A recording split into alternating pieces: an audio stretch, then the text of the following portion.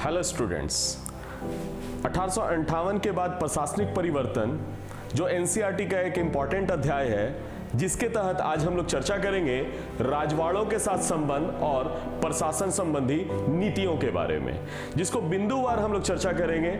और इसका सबसे बड़ा लाभ जो होगा, आगामी जितने भी आने वाले कॉम्पिटिटिव परीक्षा है उसमें ये काफी लाभकर सिद्ध होगा। साथ ही साथ कई एकेडमिक्स परीक्षा में भी ये काफी यूजफुल हो सकता है। तो आज हम लोग सबसे पहले चर्चा करेंगे राजवाड़ों के साथ संबंध। जैसा कि पता है 1857 के बाद, चूंकि 1857 की क्रांति जो है एक बड़ा घटनाक्रम है, जिसके बाद जो 1858 में परिवर्तन हुआ उसको हम लोग देखने का प्रयास करेंगे। तो सबसे पहले 1857 के विद्रोह के कारण अंग्रेजों ने भारतीय रजवाड़ों के प्रति अपनी नीतियां बदल दी, यानी उनमें नीतियों में एक बड़ा व्यापक बदलाव देखने को मिलता है। सबसे पहले राज्यों के पहले वे एक पॉलिसी अपनाते थे हड़पने का, यानी हड़प पॉलिसी जो कहते हैं, यानी राज्यों को हड़पने की नीति। तो राज्यों को जो हड़पने की नीति अपनाते थे उसका कोई भी अवसर वो पहले नहीं चूकते थे। अब उसमें नीति को जो है उन्होंने एक बड़ा बदलाव कर दिया, यानी अपनी नीति में वो एक व्यापक परिवर्तन कर दिए। अनेक भारतीय शासक जैसे अंग्रेजों के वफादार ही नहीं रहे थे, बल्कि विद्रोह को कुचलने में उनके सक्रिय रूप से सहायता किया था। जैसा कि वाइसराय कैनिंग ने कहा था कि इन शासकों ने तूफान में तरंग रोधक का कार्य किया। यानी कहने का मतलब है कि अब जो है ब्रिटिश सरकार ने अपनी पूर्व की जो पॉलिसी थी, डॉक्ट्रिन ऑफ लैप्स जैसी पॉलिसी, यानी हड़प की नीति, उसको पूर्णतः त्याग दिया और उन शासकों के प्रति जो अंग्रेजों से हमदर्दी रखते थे उनके लिए उन्होंने एक स्टेटमेंट दिया है। कौन है उस समय के वाइसराय जो थे? वो कैनिंग थे। और कैनिंग ने स्टेटमेंट दिया कि तूफान में तरंग रोधकों के तौर पर, यानी तरंग को रोकने वाले के तौर पर यह कार्य किया।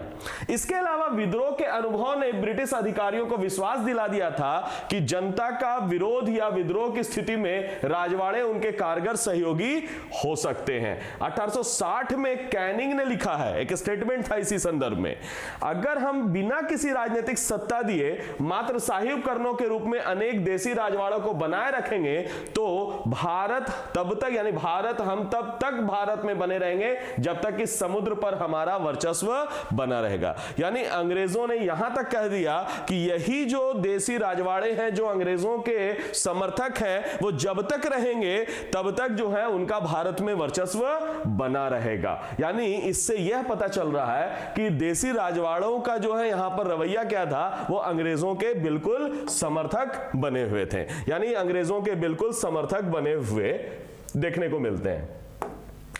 अब दूसरा इंपॉर्टेंट बात यहां पर ध्यान रखने वाली बात है कि राजवाड़ों को भारत में ब्रिटिश शासन के ठोस स्तंभ बनाकर रखने का निर्णय लिया। यानी बाद के पॉलिसी में एक बड़ा बदलाव यही किया गया कि जो राजवाड़ों के साथ पहले से जैसी स्थिति थी वैसा ही ठोस आधार बना के रखना होगा। यानी कहने का मतलब वो एक ठोस स्तंभ है, उनका पिलर है, एक तरह से उनको जो है तरंग रोधक के तौर पर कार्य कर रहा है। जैसा कि ब्रिटिश इतिहासकारों ने भी कहा है, एक रॉबर्ट्स उनका स्टेटमेंट है, यहां पर ध्यान से दे सकते हैं हम लोग, साम्राज्य के आधार के रूप में उनको बनाए रखना तब से ब्रिटिश नीति का एक सिद्धांत रहा। यानी ब्रिटिश नीति का ये एक बड़ा हिस्सा रहा कि उनको जो है यानी ब्रिटिश के साथ में उनके साथ सामंजस्य, यानी उनके साथ कोऑर्डिनेशन बनाए रखना आवश्यक है, क्योंकि भारत में शासन करना है तो राजवाड़ों को अपने पक्ष में रखा जाए। ये सब जो है मूल भाव आप इन सब पॉइंट्स का निकाल सकते हैं, ध्यान रखेंगे। 1857 के विद्रोह से पहले अंग्रेज व्यवहार में इन राजवाड़ों के आंतरिक मामलों में हमेशा दखल अंदाजी करते थे, जैसा कि हम लोग पीछे पढ़े थे, डॉक्ट्रिन ऑफ लैप्स हो गया, या उनके प्रशासनिक नीतियों में भी अंदरूनी हस्तक्षेप करते थे। तो अब फिर भी सैद्धांतिक रूप से उनके वो सहयोगी बने रहे। यानी इतना होने के बावजूद बहुत सारे ऐसे देसी राजवाड़े थे जो अंग्रेजों के सहयोगी और समर्थक बने रहे थे।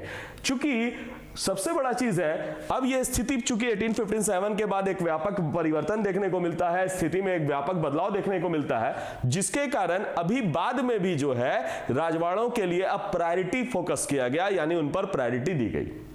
दूसरा पॉइंट, 1876 में पूरे भारतीय उपमहाद्वीप पर ब्रिटेन की सत्ता पर जोर देने के लिए रानी विक्टोरिया ने भारत की सामग्री जो है का पद, यानी कि ब्रिटेन जो है वो भारत की महारानी के तौर पर जो है उन्होंने क्या लिया, साम्राज्ञी के तौर पर पद को भी संभाल लिया।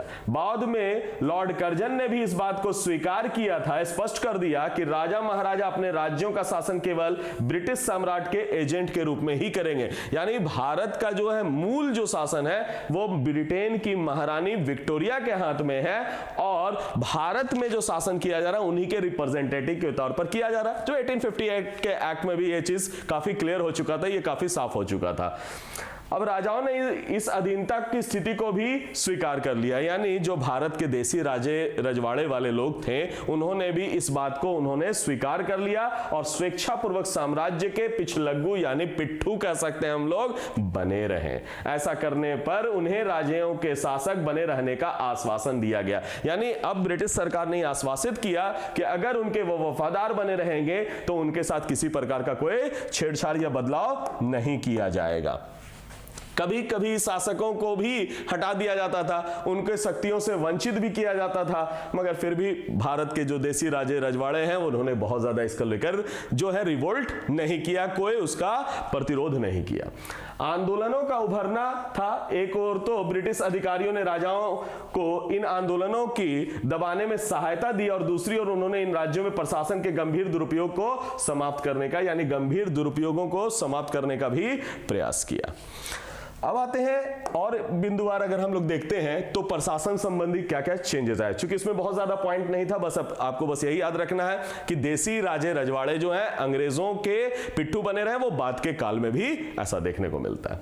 अब है प्रशासनिक परिवर्तन, यानी प्रशासनिक परिवर्तन में 1858 के बाद कौन से नीतिगत बदलाव प्रशासन में किए गए, पॉइंट टू पॉइंट हम लोग इसको डिस्कस कर सकते हैं। भारत के प्रति अंग्रेजों का दृष्टिकोण और फलस्वरूप उनकी नीतियां 1857 के विद्रोह के बाद और भी बद से बदतर होते चली गई, यानी बदलाव कर दिया गया। क्या बदलाव आया?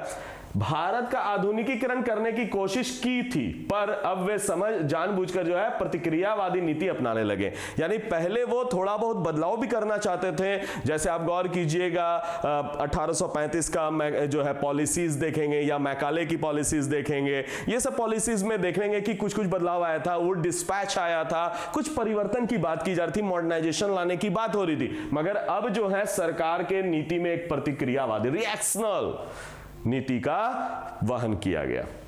जैसा कि इतिहासकार पर्सिवल स्पेयर ने भी लिखा है इस बात में, प्रगति के साथ भारत की सरकार का प्रेम भाव अब समाप्त हो गया था, इसीलिए अब वो प्रगति नहीं करना चाहते हैं, बदले के संदर्भ में करना चाहते हैं, एडमिनिस्ट्रेशन करना चाहते हैं।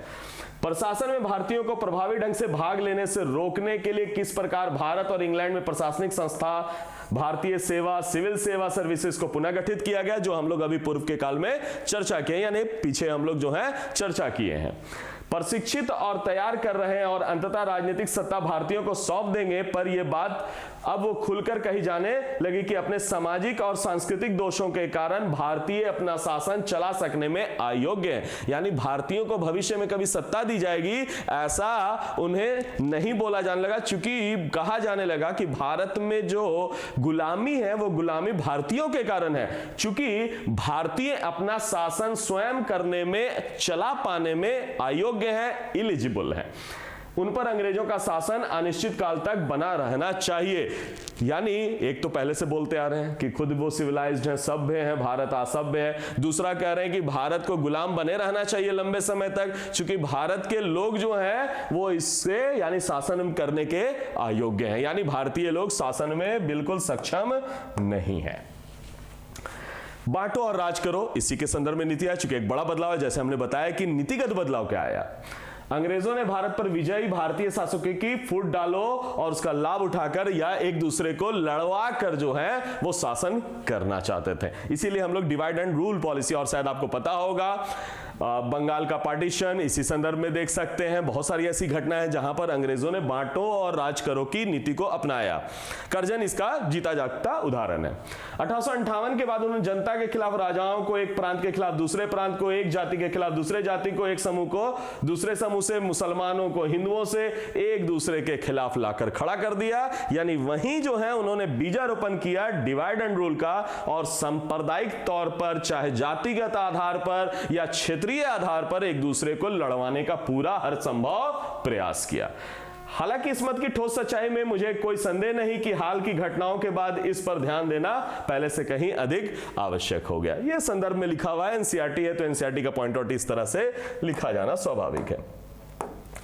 अब आता है कि विद्रोह में हिंदू और मुसलमानों की जो एकता देखने को मिली थी, चूंकि संप्रदाय का आधार क्या है इसको भी थोड़ा हम लोग चर्चा कर लें फुटडालो का, है ना। इसका एक्सप्लेनेशन अगले पैराग्राफ में एनसीईआरटी में दिया हुआ है। हिंदू और मुसलमानों की जो एकता देखने को मिली थी 1857 में, उसमें विदेशी शासक दरार डाल चुके थे। वे उभरते राष्ट्रवादी आंदोलनों को कमजोर बनाने के लिए इस एकता को तोड़ने के पीछे आमदा थे। आमदा मतलब कहने का मतलब एकदम प्रयासरत थे, किसी भी हाल में तोड़ देना है, हिंदू मुस्लिम की जो यूनिटी है उसको तोड़ना है। और इसी का परिणाम था, आपको शायद पता होगा, स्वदेशी के समय में, यानी बंगाल पार्टीशन जो 16 अक्टूबर 1905 को किया गया, और वो बांटने का ही एक प्रयास था। और मुस्लिम लीग का गठन भी इसी संदर्भ में देखा जा सकता है। दूसरा पॉइंट, 1870 के बाद यह नीति उलट दी गई और उच्च और मध्य वर्गीय मुसलमानों को राष्ट्रवादी आंदोलन के खिलाफ खड़ा करने की कोशिश की। और शायद आपको पता होगा इसी संदर्भ में सर सैयद अहमद खान को खड़ा किया गया। कांग्रेस का जब शुरुआत किया गया तो कांग्रेस के अगेंस्ट में जो है सर सैयद अहमद खान को खड़ा किया गया था। औद्योगिक वाणिज्यिक पिछड़ेपन के कारण तथा सामाजिक सेवाओं के लगभग पूर्ण अभाव के कारण शिक्षित भारतीय तकरीबन पूरी तरह सरकारी सेवा पर निर्भर थे। उनके सामने दूसरे उपाय नहीं के बराबर थे। यानी कुछ पढ़े लिखे मिडिल क्लास के लोग जो हैं वो सरकारी सेवा पर निर्भरता उनकी बढ़ चुकी थी। इस बीच में चूंकि एजुकेशन थोड़ा बहुत आ चुका था, इसी कारण सरकारी पदों के लिए तीखी प्रतियोगिता यहां पर आरंभ हो गई थी। और वही जो लोग हैं बाद के काल में भी अंग्रेजों के बहुत हद तक बहुत लोग समर्थक बने भी रहे। उनके वफादारी के बदले संप्रदाय के आधार पर सरकारी कृपा का आश्वासन दिया गया, और इस प्रकार शिक्षित मुसलमानों को शिक्षित हिंदुओं के खिलाफ उभरकर या उभारा गया। इस प्रकार से कहा जा सकता है कि डिवाइड एंड रूल को जो पॉलिसी है उसको पूर्ण तौर पर चरितार्थ करने का प्रयास किया ब्रिटिशर्स ने। यानी ब्रिटिशर्स ने हर संभव प्रयास किया कि एक कौम दूसरे कौम से लड़ती रहे, और यही का परिणाम है जो बाद के काल में, चूंकि ये बीजारोपण है, इसके बाद के काल में 47 में जो है भारत का बंटवारा किया गया, जिसमें हिंदुस्तान और पाकिस्तान दो अलग देश बनाया गया। हालांकि ये कुकृत्य जो कह सकते हैं वो अंग्रेजों का ही देन था। तो इस प्रकार से आज का क्लास यहीं पर समाप्त होता है। अगर आपको ये वीडियो पसंद आया होगा तो आप इसे लाइक, शेयर, सब्सक्राइब जरूर करें। धन्यवाद।